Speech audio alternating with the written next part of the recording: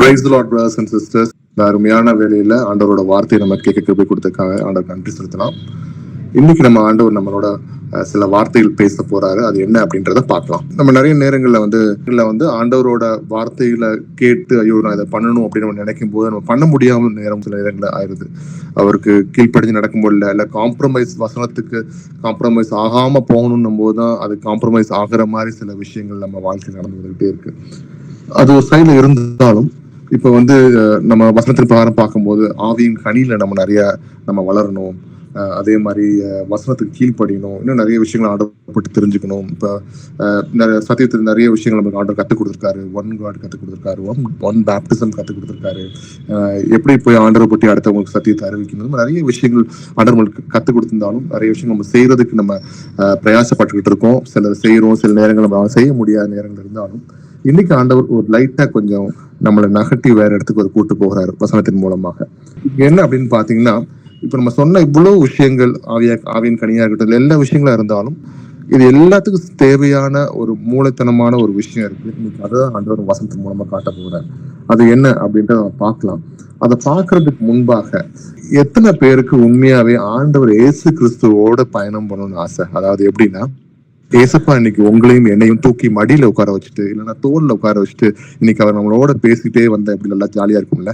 இன்னைக்கு அந்த மாதிரி விஷயத்த தான் இன்னைக்கு ஆண்டவர்களோட பேச போகிறார். என்னன்றத வசனத்தின் மூலமா பார்க்கலாம். 1 தீமோத்தேயு 4ஆம் அதிகாரத்துல 7-8 வசனத்தை வாசிப்போம். 1 தீமோத்தேயு 4:7-8.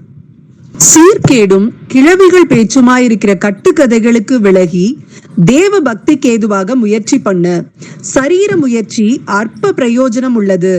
தேவ பக்தியானது இந்த ஜீவனுக்கும் இதற்கு பின்வரும் ஜீவனுக்கும் வாக்குத்தத்தம் உள்ளதாகையால் எல்லாவற்றிலும் பிரயோஜனம் உள்ளது. ஆமென்.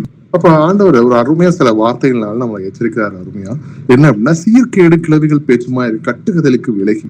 இன்னைக்கு நம்ம நிறைய நேரங்கள்ல முக்கியமா இருக்க வசனத்தை விட்டுட்டு ஆண்டவர் பின்னாடி போகிற ஒரு பக்தி விட்டுட்டு என்ன பண்றோம், தேவையில்லாத விஷயங்கள் நம்ம நிறைய பேசுறோம்.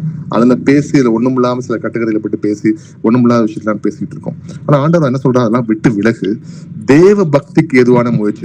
இன்னைக்கு நம்ம பார்க்க போற விஷயங்களே தேவ பக்தியிலிருந்து தான் ஆரம்பிக்குது. ஏன் அப்படி சொல்றேன்னா, இந்த விஷயத்துல நம்ம அருமையா இந்த பக்தி நம்ம கத்தருக்குள்ள நம்ம இன்னும் வளர்த்து கொண்டு இன்னும் இறுக்கமாக அவரை பிடிச்சு கொண்டுட்டோம்னா இன்னைக்கு நம்ம பண்ற ஒவ்வொரு காரியங்களும், அதான் எப்ப சொன்ன மாதிரி நம்ம நிறைய விஷயங்கள் மூலமான விஷயங்களை பேசியிருப்போம், இல்ல ஆவியின் கனிப்பட்டு பேசியிருப்போம், நிறைய விஷயங்கள் சொன்னாலும் எல்லாத்துக்கும் மேலாக இந்த ஒரு ரிலேஷன்ஷிப்பை இன்றைக்கு ஆண்டவர் நமக்கு கத்துக் கொடுக்குறாரு. என்ன அப்படின்னா, தேவ பக்தியில எப்படி நம்ம இன்னும் முன்னேறி போகிறது அப்படின்றத. சரி, தேவ பக்தி அப்படின்னு எடுத்துக்கிட்டோம் அப்படின்னா, இது வந்து நம்ம ஒரு ஆக்ஷன்ல நம்மளோட செயல்பாடுகளை நம்ம கண்டிப்பா நம்ம காட்ட வேண்டிய ஒரு விஷயமா இருக்கு. ஓகே, இப்ப நம்ம தேவ பக்தி இல்லை அப்படின்னா எப்படி இருக்கும் நம்மளோட நிலைமை? ஏதோ பேருக்கு வரும், ஒரு கிறிஸ்தவர்களா இருக்கும், இல்ல நானும் இயேசு எனக்கு தெரியும், நானும் இயேசு ஏத்துக்கிட்டேன், சும்மா பிராக்டிகலா செய்யற ஒரு விஷயமா இருக்கும். ஆனா தேவ பக்தி அப்படின்றது என்னன்னா, எல்லாத்துக்கும் மேல அவருக்கு இம்பார்ட்டன்ஸ் கொடுத்து அவரை நேசிச்சு அவர் பின்னாடி போகிறது, சொன்ன காரியங்களா நம்ம செயல் பண்ற ஒரு விஷயமா இருக்கும். அப்ப அது இங்கிலீஷ்ல எப்படி அழகா சொல்றாங்கன்னா, காட்லினஸ் அப்படின்னு அழகா சொல்றாங்க. இந்த காட்லினஸ்னா என்ன அப்படின்னு கேட்டீங்கன்னா, தேவ பக்தினா என்னன்னு கேட்டீங்கன்னா, அது என்ன சொல்றாங்கன்னா, godliness is a deep reverent relationship with God அப்படின்னு சொல்றாங்க. அதாவது என்னன்னா, தேவ பக்தின்றது ஒரு ஆழமான ஒரு பயபக்தி உள்ள ஒரு அருமையான ஒரு பரிசுத்தமா இருக்குமா, கீழ்ப்படியுமா, ஆவிக்குரிய பக்தி இருக்குமா. இந்த மாதிரி விஷயங்களை கொண்டதுதான் அந்த தேவ பக்தின்றாங்க. இன்னைக்கு நமக்குள்ள கத்தருக்கும் நமக்கும் உள்ளுக்குள்ள இருக்க அந்த அருமையான அந்த தேவ பக்தி இன்னைக்கு பரிசுத்தமாகவும் அவருக்கு கீழ்ப்படியதாகவும் அவருக்கு ஆவிக்குரிய விஷயத்துல ஒரு பக்தியோடு இருக்குதா அப்படின்னு யோசித்து பாருங்க சிஸ்டர்ஸ். இன்னைக்கு கத்தர் உங்களோட பேசுறாரு. கத்தர் உங்களோட பேசுறதுக்கும் தயாரா இருக்கிற நேரத்துல அவர் சொல்ற ஒரு விஷயம், இன்னைக்கு நம்மளோட இருதயத்தை ஒவ்வொருத்தவங்களும் நம்ம ஆராய்ஞ்சு பாக்குறது ஒரு முக்கியமான விஷயமா இருக்கு பிரதர்ஸ் அண்ட் சிஸ்டர்ஸ். என்ன அப்படின்னு பார்க்கலாம். Godliness is a spiritual discipline, ஒழுக்கம், ஆவிக்குரிய ஒழுக்கம் அப்படின்னு சொல்றாங்க. தேவ பக்தின்றது என்னன்னா ஒரு ஆவிக்குரிய ஒழுக்கமா இருக்கு. அப்ப ஏன் இவ்வளவு நேரம் நம்ம தேவ பக்தி பற்றி பேசுறோம் அப்படின்னு பார்த்தோம் அப்படின்னா, இந்த தேவ பக்தி தான் நிறைய விஷயங்களுக்கு மூளை காரணமா நம்ம செயல்படுதுன்றத இன்னும் வரப்போற வசனங்கள் மூலமா நம்ம பார்க்க போறோம். சரி, இப்ப தேவ பக்தியில என்னென்ன விஷயங்கள்லாம் இருந்திருக்கு அப்படின்னு பார்க்கும்போது, ஒண்ணு சொன்ன ஹோலினஸ் அப்படின்னு சொன்ன பரிசுத்தம். இந்த பரிசுத்தம் என்ன பண்ணும் அப்படின்னா, பாவத்துல இருந்து நம்ம பிரிச்சு கர்த்தருக்குள்ள இன்னும் அன்னுன்யமா சேர்க்கறதுக்கு உதவி செய்யலாம். சரி, அன்பு. இந்த அன்பு எப்படிப்பட்ட அன்பா இருக்குமா? தன்னை வெறுத்து அடுத்தவங்களுக்காக ஒரு செயல் அன்பை காட்டக்கூடிய, உண்மையான அன்பை காட்டக்கூடிய விஷயத்த நம்மளுக்கு எடுத்து காட்டுது அப்படின்னு சொல்றாங்க. ஹியூமிலிட்டி, பணிவு. இது பணிவை காட்டும். எப்படி? இந்த பயபக்தி நம்ம அடுத்தவங்களை நம்ம நேசிக்கிறதுக்கும், அவங்களுக்கு முன்னாடி நம்மளை தாழ்த்தி, நான் ஒண்ணும் இல்லைங்க, நீங்க நல்லா பண்றீங்க நீங்க அப்படின்னு சொல்லி அவங்கள முன்னேற்றி விட்டுறது, கர்த்தருக்குள்ள கொண்டு வர்றதுக்கு ஒரு பணிவுள்ள ஒரு இருதயத்தை நம்மளுக்கு கொடுக்குமா.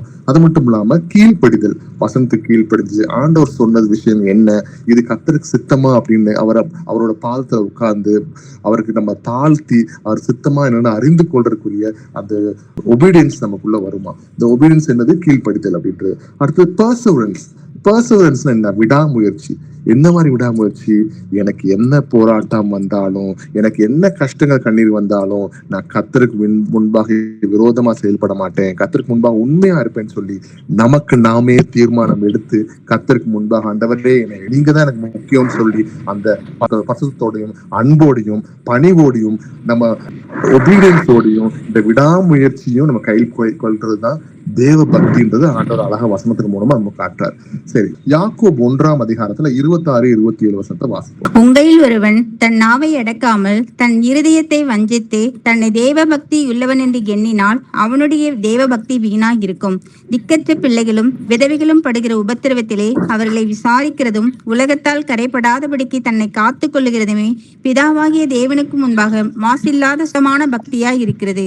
ஓகே, சோ உங்கள் ஒருவன் தன் நாவை அடக்காமல் தன் இருதயத்தை வஞ்சித்து தன்னை தேவபக்தி உள்ளவன் என்று எண்ணினால் அவனுடைய தேவபக்தி வீணாய் இருக்கும். அப்ப நம்ம முக்கியமா செய்ய வேண்டிய விஷயம் என்னன்னா, நம்ம தேவபக்தி உள்ளவன், பயபக்தியா இருப்பேன் ஆண்டவருக்கு முன்பாக, நான் ரொம்ப தேவபக்தி உள்ளவன் சொல்லி நம்ம என்ன பண்றோம்?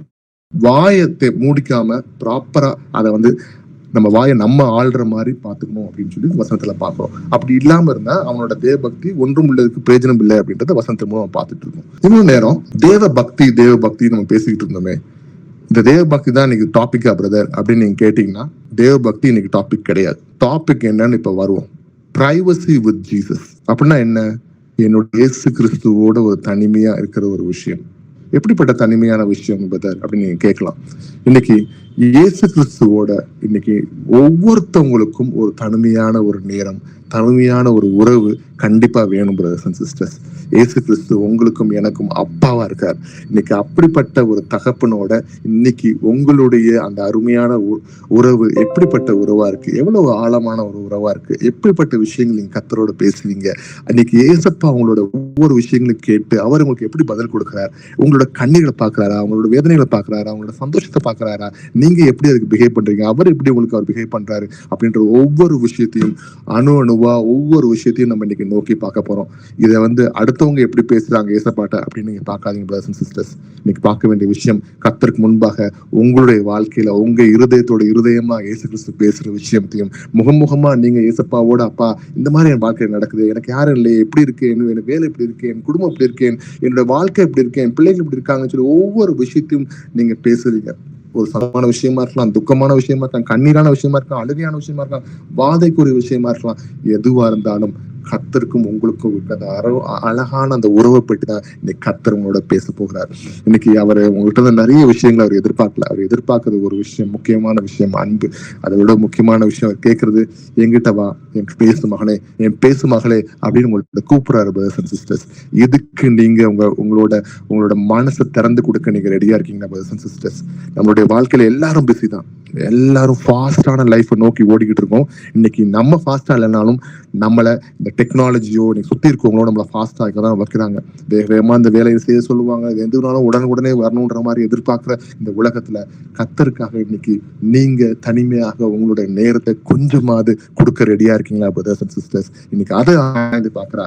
இதுதான் நான் சொன்னேன், இன்னைக்கு எத்தனை பேருக்கு ஏசப்பாவோட பயணம் செய்ய ஆசையா இருக்கு? இன்னைக்கு அவர் உங்களை தோல்ல தூக்கி உட்கார வச்சு கூட்டு போகணும்னு ஆசைப்படுறீங்களா, இல்ல அவர் உங்களை ஒரு மடியில உட்கார வச்சு அவங்களோட பேசணும் நீங்க ஆசைப்படுறீங்களா? இன்னைக்கு அந்த மாதிரி விஷயத்த அவர் எதிர்பார்க்கிறார். எப்படி எதிர்பார்க்கிறார்? மாம்சமா அவர் எதிர்பார்க்கல. இன்னைக்கு நம்மளோட கர்த்தர் எப்படி இருக்காரு? ஆவியா இருக்கிறாரு. இன்னைக்கு இயேசு கிறிஸ்து எப்படி இருக்காரு உங்க மனசுல? இன்னைக்கு உங்க மனசுல எனக்குள்ளேயும் ஆவியானவரா இருக்காரு. நான் சொல்லிய வசனமே ஆவியும் ஜீவனும் சொன்னது போல இன்னைக்கு ஏசப்பா உங்களுக்குள்ளும் எனக்குள்ளும் ஆவியானவரா இருக்க. நீங்க எப்படி நீங்க அவரோட பேச விரும்புறீங்க பிரதர்ஸ் அண்ட் சிஸ்டர்ஸ்? இன்னைக்கு அவர் உங்களோட பேச விரும்புற ஒவ்வொரு வார்த்தையும் இன்னைக்கு நம்ம கேட்க ரெடியா இருக்கலாம். சரி, இன்னைக்கு ஏசப்பாவோட இந்த அருமையான பிரைவசி வித் ஜீசஸ் அப்படின்ற அந்த டாபிக்ல இப்ப வசனத்துக்குள்ள நம்ம போகலாம். தீத்து 2ஆம் அதிகாரத்துல 11-12 வசனத்தை வாசிப்போம். ஏனெனில் எல்லா மனுஷருக்கும் ரட்சிப்பை அளிக்கத்தக்க தேவ கிருபையானது பிரசன்னமாகி நாம் அவபக்தியையும் லௌகிக இச்சைகளையும் வெறுத்து தெளிந்த புத்தியும் நீதியும் தேவ பக்தியும் உள்ளவர்களாய் இவ்வுலகத்திலே ஜீவனம் பண்ணி. அப்ப இந்த உலகத்துல தேவையில்லாத விஷயங்கள் எல்லாம் நம்ம தூக்கிப்பட்டு என்ன பண்ணணுமோ ஆண்டவருக்குள்ள இன்னைக்கு அவர் கொடுத்த அந்த கிருபை நம்மளுக்கு கொடுத்திருக்காரு. அந்த கிருபை எதுக்காக நம்ம கொடுத்திருக்காரு? அவரோட நம்ம சந்தோஷம் சமாதானமா வாழ்ந்து இந்த உலக வாழ்க்கையில் நம்ம கொடுத்த விஷயத்தை முடிக்கணும் அப்படின்றதுக்கு கொடுத்திருக்காரு அப்படின்றத பார்க்கணும்.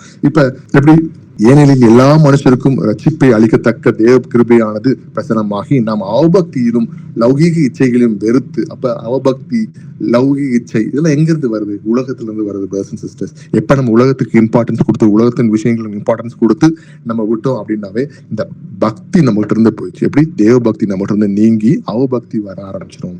எப்படி அவபக்தி வர ஆரம்பிக்கும்?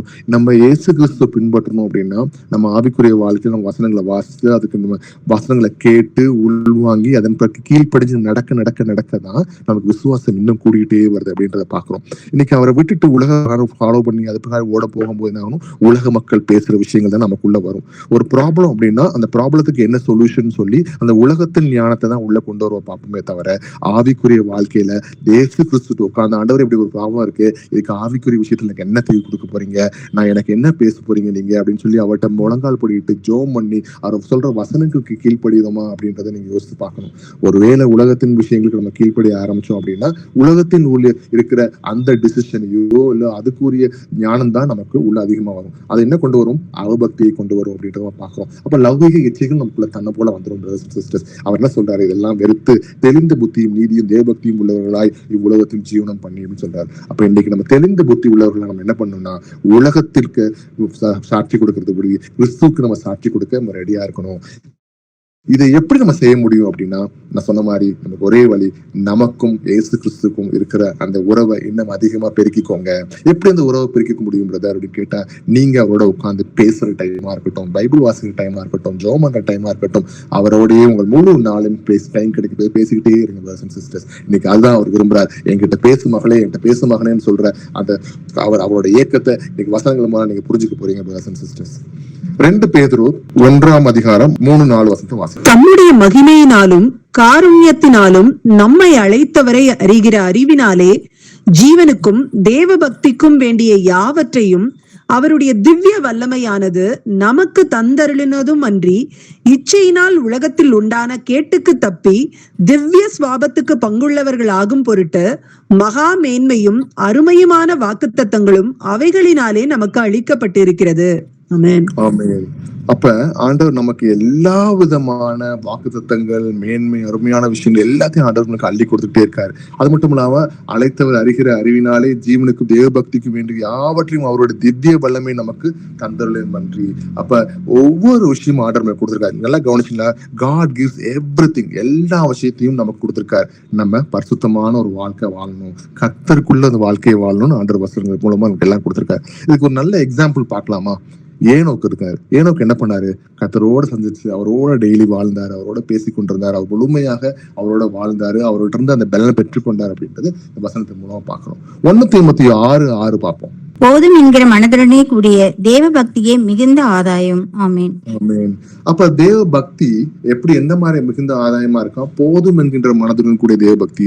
அப்ப இன்னைக்கு நமக்கு உலகத்தின் இச்சைகள் நிறைய இருக்கு, நம்ம சுத்தி இருக்கு, நிறைய விஷயங்கள் நமக்கு என்ன வேணும், என்ன சம்பாதிக்கணும், என்ன செய்யணும், அது செய்யணும் யோசிக்கும் போது நம்ம உலகத்தானாவே மாறிடுவோம். ஆனா அந்த உலகத்துல வாழ்ந்தானே ஆகணும் பிரதர், என்ன பிரதர் சொல்றீங்க அப்படின்னு நீங்க கேட்கலாம். உண்மைதான், நம்ம உலகத்தை வாழ்ந்தா ஆகணும். நமக்கு மைண்ட்ல நம்ம செட் பண்ணிக்கணும் பிரதர்ஸ் அண்ட் சிஸ்டர்ஸ். ஒரு கிறிஸ்தவர்களா நம்ம செய்ய வேண்டிய முக்கியமான விஷயம் மைண்ட்ல செட் பண்ணிக்கணும். என்னுடைய தேவை என்ன, எனக்கு என்ன வேணும், என் குடும்பத்துக்கு என்ன வேணும் நம்ம அப்படின்னு சொல்லி அதை நம்ம தேர்ந்துட்டு ஆண்டவரே உன் சித்தப்படி நடத்துங்க ஆண்டவன்னு சொல்லிட்டு எனக்கு இந்த உலகத்தின் இச்சையிலிருந்து என் கண்களை கட்டும் ஐயா அப்படின்னு கேட்டுட்டு ஆண்டவர்கிட்ட விட்டுருணும் பிரதர்ஸ் அண்ட் சிஸ்டர்ஸ். வசனங்களை கீழ்ப்படிஞ்சு வசனத்துக்கு இம்பார்ட்டன்ஸ் கொடுத்து அதுக்கும் போகணும். இந்த உலகத்துல வேலை பார்க்குற இடமா இருக்கட்டும், இந்த வாழ்ற விஷயமா இருக்கட்டும், நம்ம எல்லாம் உயிர் வாழ்றதுக்காக தான் இங்க இருக்கிறோம். இது ஒரு டெம்பரரியான விஷயம் நம்ம நினைச்சுக்கிட்டோம் அப்படின்னா நிறைய உலகத்தின் இச்சையில் நம்ம இழுத்து போட்டுக்க மாட்டோம். ஓகே, நமக்கு தெரியும் ஆண்டவர் வருகை சீக்கிரமா இருக்கு, அதனால எனக்கு இது தேவை, இது மட்டும் தான் எனக்கு வேணும், இதுக்கு மட்டும் நான் ஓடினா போதும், மிச்ச நேரத்தை ஆண்டவருக்கு நான் செலவு பண்ணணும், நான் அடுத்தவங்களுக்கு போய் ஆண்டவரை பற்றி சொல்றதுக்கு நான் செலவு பண்ணணும், நான் இன்னும் ஆவியின் கனியில வளர்த்துக்கு நான் என்னென்ன பிரயாசம் பண்ணுமோ அதெல்லாம் நான் பண்ணணும், இன்னும் நான் பரிசுத்தமா இருக்கு என்னென்ன பண்ணுமோ அது எல்லாத்தையும் பண்ணுவாண்டவரே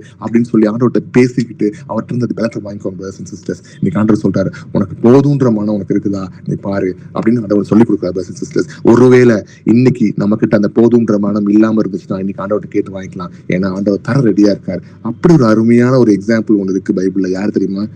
யோபு. யோபு என்ன பண்றாரு? he showed contentment even after losing everything அப்படின்னு வசனம் சொல்லுது. அதாவது என்னன்னா, தான்கிட்ட எல்லா விஷயத்தையும் ஆர்டர் கொடுத்திருந்தாலும் அதே நேரத்துல எல்லாத்தையும் யோபு இழந்து நின்னாலும் அவர் திருப்தியா தான் இருந்தார். அவன் ஒய்ஃப் சொன்ன மாதிரி தேவனை தூஷித்துட்டு செத்துப்போன்னு சொன்னது போல இல்லாம அவர் எல்லாத்துக்கும் கடவுள் கொடுத்தார், கடவுள் எடுத்தாருப்பா பரவாயில்ல அப்படின்னு சொல்ற மாதிரி அவர் சாட்சியா நின்றார் அப்படின்றத பார்த்தோம். சரி, சங்கீதம் 4ஆம் அதிகாரத்துல 3-4 வசனத்தை வாசிப்பார். பக்தி உள்ளவனை கர்த்தர் தமக்காக தெரிந்து கொண்டார் என்று அறியுங்கள். நான் கர்த்தரை நோக்கி கூப்பிடுகையில் அவர் கேட்பார். நீங்கள் கோபம் கொண்டாலும் பாவம் செய்யாதிருங்கள். உங்கள் படுக்கையிலே உங்கள் இருதயத்தில் பேசிக்கொண்டு அமர்ந்திருங்கள். நல்லா கவனிங்க, நான் சொன்ன மாதிரி இயேசு கிறிஸ்துவோட உங்களோட ஒரு தனிமையாக அவரை நீங்க பேசுறத விஷயமா இருக்கட்டும், அவரோட இருக்க அந்த உறவு பற்றி நம்ம பேசிக்கிட்டு இருக்கோம். இயேசு கிறிஸ்துவோட இருக்கிற அந்த தனிமையான ஒரு உறவு பற்றி நம்ம பேசிக்கிட்டு இருக்கோம். ஒவ்வொருத்தவங்க கண்டிப்பா வேணும் பிரதர்ஸ் அண்ட் சிஸ்டர்ஸ். நீங்க என்னதான் நீ கூட்டமா நம்ம ஜோம் பண்ணாலும், காலையில எழுந்திரிச்சு ஜோம் பண்ணாலும் சரி, நீங்க பைபிள் ஸ்டடியில் நம்ம வந்து ஒவ்வொருத்தவங்களும் ஒவ்வொரு பிரதர்ஸ் மெசேஜ் கொடுத்தாலும் சரி, வீட்டுல குடும்ப ஜோம் பண்ணாலும் சரி, இது எல்லாத்துக்கும் மேல ஒவ்வொருத்தவங்களும் இண்டிவிஜுவலா தனிமையில தேவன் இயேசு கிறிஸ்துவோட உங்களுக்கும் அவருக்கும் உறவை நீங்க எப்படி பெருக்கிக்க போறீங்க அப்படின்றது முக்கியம். அப்பா பேசுற விஷயம் என்ன அப்படின்னு நீங்க கவனிச்சீங்கன்னா, பக்தி உள்ளவனை கர்த்தர் தமக்காக தெரிந்து கொண்டார். அப்ப என்ன ஆகுது? இன்னைக்கு பக்தி உள்ளவங்கள கர்த்தரே தேடி வந்து அவரு தெரிந்து கொண்டார் என்று அறியுங்கள் அப்படின்னு சொல்றாங்க.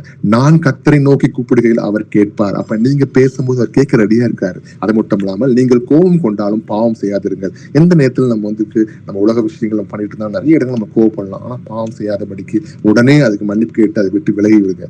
உங்கள் படுக்கையில் அப்ப நீங்க என்ன செய்யணும்? ஆண்டவர் உங்கள் படுக்கையில் உங்கள் இருதயத்தில் பேசிக்கொண்டு அமர்ந்திருங்கள் அப்படின்றாரு ஆண்டவர்.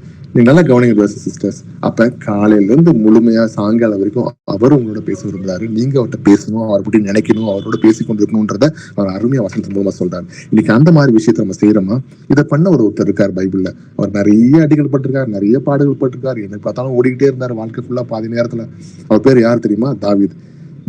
கர்த்தரால் தேர்ந்தெடுக்கப்பட்ட ஒரு பையனா இருந்தாலும் நிறைய விஷயங்கள், கஷ்டங்கள், போராட்டங்கள் வந்தாலும் எல்லாத்துக்கும் மேல அவர்களுக்கும் இயேசு கிறிஸ்துக்கும் உறவை யாராலையும் பிரிக்க முடியாது. அப்படிப்பட்ட ஒரு அன்பு ரெண்டு பேருக்கும் அவ்வளவு அருமையாக தேவரீர் அவரோட பேசிக் கொண்டிருந்தார் அப்படின்றத நம்ம பார்க்கிறோம். சரி, எபிரேயர் 12ஆம் அதிகாரத்துல 14ஆவது வசனத்தை வாசிப்போம். யாவரோடும் சமாதானமாயிருக்கவும் பரிசுத்தம் உள்ளவர்களாய் இருக்கவும் நாடுங்கள். பரிசுத்தம் இல்லாமல் ஒருவனும் கர்த்தரை தரிசிப்பதில்லையே.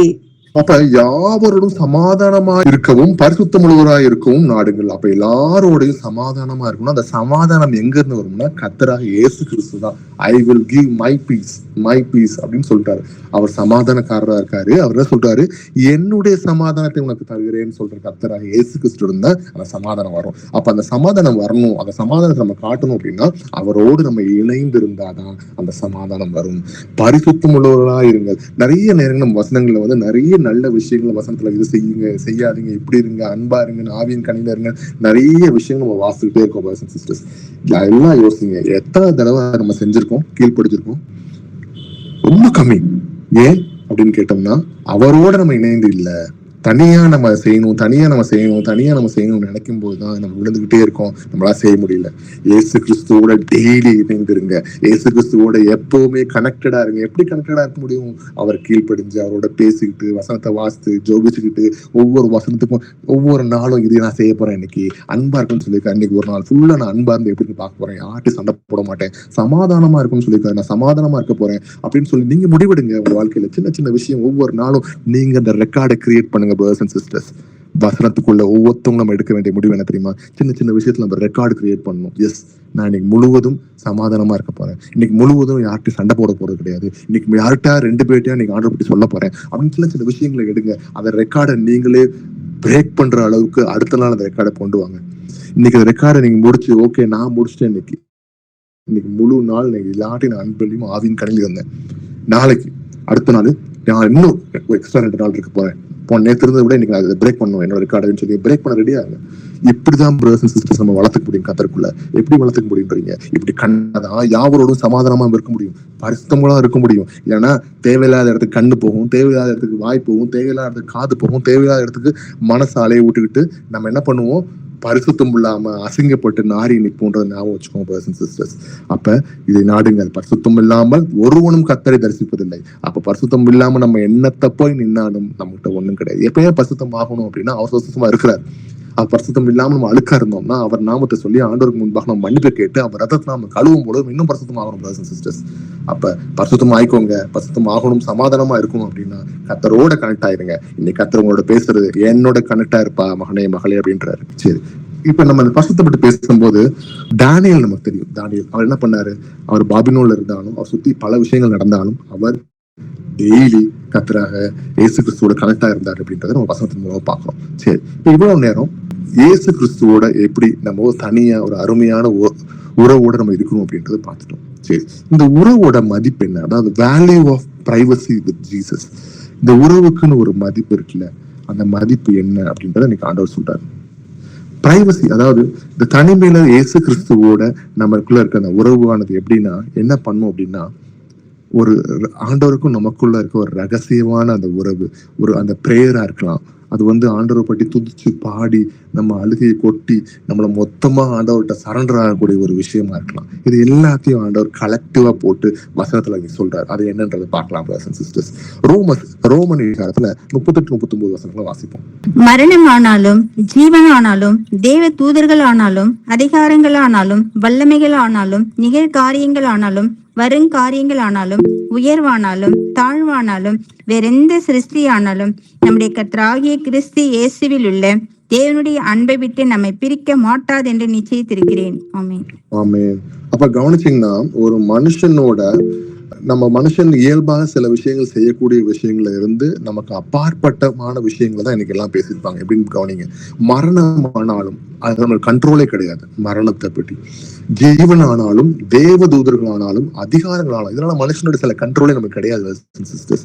நமக்கு அப்பாற்பட்ட ஒரு விஷயங்களா இருக்கும். நிறைய இடத்துல அதிகாரத்துல நமக்கு முன்பாக நிறைய அதிகாரங்கள் இருக்கு. நம்மளால அந்த அதிகாரத்துக்கு மிஞ்சி நம்மளால செய்ய முடியாத ஒரு காலமா இருக்கலாம். வல்லமைகள் ஆனாலும் நிகழ்காலங்களாலும் வருங்காலமானாலும் உயர்வானாலும் தாழ்வானாலும் வேற எந்த சிருஷ்டியானாலும் நம்முடைய கர்த்தராக இயேசு கிறிஸ்துவை தேவனுடைய அன்பை விட்டு நம்மை பிரிக்காது என்று நிச்சயித்திருந்தார். அப்ப எந்த விஷயமும் கர்த்தராக இயேசு கிறிஸ்துக்கும் உங்களுக்கும் நடுவு வரவே கூடாதுன்றதுக்கு எவ்வளவு அருமையா எக்ஸாம்பிள் கொடுத்திருக்காரு பாத்தீங்கன்னா பிரதர்ஸ் அண்ட் சிஸ்டர்ஸ். இன்னைக்கு அதை அவர் விரும்புறார். அவரும் எந்த விஷயங்கள் வந்தாலும் எந்த விதமான மரணமோ ஜீவனோ தேவதூதர்களோ வல்லமையோ எந்த அதிகாரம் இருந்தாலும் அவர் உங்களை மட்டும்தான் நோக்கி பாக்குறாரு பிரதர்ஸ் அண்ட் சிஸ்டர்ஸ்.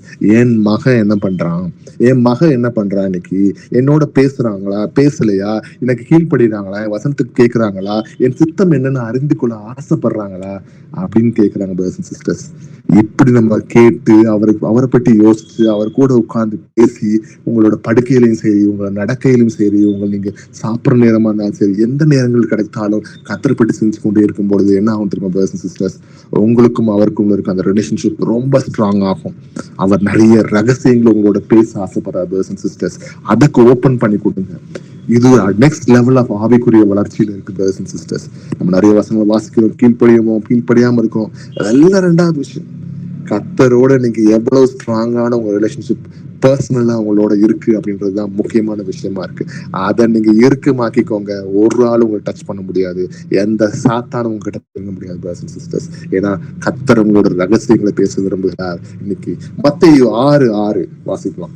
நீங்கள் ஜெபம் பண்ணும்போது உன் அறை வீட்டுக்குள் பிரவேசித்து உன் கதவை பூட்டி அந்தரங்கத்தில் இருக்கிற உன் பிதாவை நோக்கி ஜெபம் பண்ணு. அப்பொழுது அந்தரங்கத்தில் பார்க்கிற உன் பிதா வெளியரங்கமாய் உனக்கு பலனளிப்பார். ஆமென்.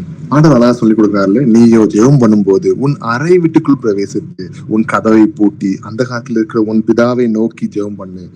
அப்பொழுது அந்த காலத்தில் பார்க்கிற உன் பிதா வெளியரங்கமாய் உனக்கு பலனளிப்பார். இன்னைக்கு ஆண்டவர் சொல்றாரு, வா தனிமையா என்னோட பேசுப்பா அப்படின்னு ஆண்டவர் சொல்லி கொடுக்கிறாரு பிரதர்ஸ் அண்ட் சிஸ்டர்ஸ். அவர் எதிர்பார்க்கிறது பப்ளிக்ல நின்று நம்ம போய் துதிக்கிறதோ ஆடுறதோ குதிக்கிறதோ அதெல்லாம் ரெண்டாவது விஷயம். கர்த்தர் எதிர்பார்க்கிற விஷயம், வா என்கிட்ட தனிமையா என்னோட பேசு அப்படின்னு அவர் உங்களை கேட்கிறாரு. நல்லா கவனிச்சு பாருங்க. இயேசு கிறிஸ்து மனுஷனாக இந்த உலகத்தில் வாழும் பொழுது அவர் என்ன பண்ணாரு? தன்னை ஒவ்வொரு விதமான மக்கள் இருந்து பிரித்து தனியா போய் அவர் ஜெபம் பண்ணிட்டு வந்தார் அப்படின்றத லூக்கா 5:16 நம்ம வாசிச்சுட்டு இருக்கோம். அப்ப இன்னைக்கு அவர் அதே நம்ம காரியமா நம்ம செட் பண்ணி கொடுத்துட்டு போயிருக்காரு. எக்ஸாம்பிளா இன்னைக்கு அதை நம்ம பண்ணணும் அப்படின்றத கர்த்தர் விரும்புகிறார். சங்கீதம் 91 அதிகாரத்துல 1வது வசனத்தை வாசிப்போம். உன்னதமானவரின் மறைவில் இருக்கிறவன் சர்வ வல்லவருடைய நிழலில் தங்குவான். ஆமென். ஆமென். அப்ப நம்ம என்ன செய்யணுமா, அவரை தனிமையில் அவரோடு நின்று அவரோட தேடி அவர் ரகசியங்களோட அவரோட பேசிக்கிறதுக்கு நம்ம ரெடியா இருக்கணும் அப்படின்றத வசனத்து மூலம் பார்த்தோம். உன்னதமானவரின் மறைவில் இருக்கிறவன் சர்வவல்லவருடைய நிலையில் தங்குவான். அப்ப அவருக்குள்ள ஒரு அருமையான அந்த பர்சனல் ரிலேஷன்ஷிப்பை நம்ம ஸ்ட்ராங் பண்ணிக்கணும் அப்படின்றாங்க. நான் எக்ஸாம்பிளா பார்க்கலாமே. மோசஸ் என்ன பண்றாரு? மோசே அவரை முகமுகமாய் தரிசித்தார் அப்படின்னு சொல்லி வசனத்தின் மூலமா பாக்குறோம். அவர் அப்ப அந்த மலையில போய் உட்கார்றாரு, ஆண்டவர்கிட்ட பேசுறாரு. இவர் ரொம்ப நாள் அப்படியே உட்கார்ந்துட்டே இருப்பாரு. அந்த பேசுற விஷயங்கள், அவங்களோட உறவு எப்படிப்பட்ட உறவா இருந்துச்சு, எவ்வளவு அருமையாக ஒரு கடவுள் மனுஷனோடு உட்கார்ந்து பேசி, மனுஷன் கடவுளோட பேசி அப்படி ஒரு ரகசியங்களை ஆண்டவர் சொல்லிய விஷயங்கள் இவெல்லாம் மோசஸ் கேட்டு வந்து கீழே வந்து மக்கள்கிட்ட சொல்றாரு அப்படின்றத வசனத்தின் மூலம் பார்க்கணும். சிஸ்டர்ஸ், இன்னைக்கு உங்களை ஒரு மோசேவாக்கணுமா கடவுள்? உங்களை ஒரு தாவீதாக்கணுமா? உங்களை வந்து ஒரு அருமையான யோசேப்பாக்கணுமா? யோசித்து பாருங்க. ஒவ்வொரு விஷயத்திலையும் ஆண்டவங்களை உங்களை முன்னேற்றி உங்களை மகளா பாக்குற கர்த்தர் ஒரு பெரிய விஷயமா அவங்களை ஆக்குறது ஒரு செகண்ட் ஆகாது. அவர் கேட்கிற விஷயம் உங்கள்ட்ட இருந்து நீங்க அவரோட பேசணும், அவரோட தனிமையில அவரோட டைம் ஸ்பெண்ட் பண்றதான் எதிர்பார்க்கிறார். பிரதர்ஸ் அண்ட் சிஸ்டர்ஸ், இன்னைக்கு நம்ம செய்ய ரெடியா இருக்கலாம். மார்க் 1 அதிகாரம் 35வது வசனத்தை வாசிப்போம். அவர் அதிகாலையில் இருட்டோட எழுந்து புறப்பட்டு வனாந்தரமான ஒரு இடத்திற்கு போய் அங்கே ஜெபம் பண்ணினார். அவர் அதிகாலை இருட்டோடு எழும்பெறப்பட்டு, நமக்கு நிறைய பேர் இருட்டு என்னன்னே தெரியாத அளவுக்கு தான் நம்ம இருக்கிறோம். நம்மளோட வேலைகள் அப்படி, நம்மளோட குடும்ப சூழல் அப்படி, நம்மளோட இந்த உலகத்தின் விஷயங்கள் அப்படி இருக்கு. இந்த மாதிரி குறை சொல்ல முடியாது. ஆனா நம்ம கொஞ்சம் மாத்திக்கலாம்.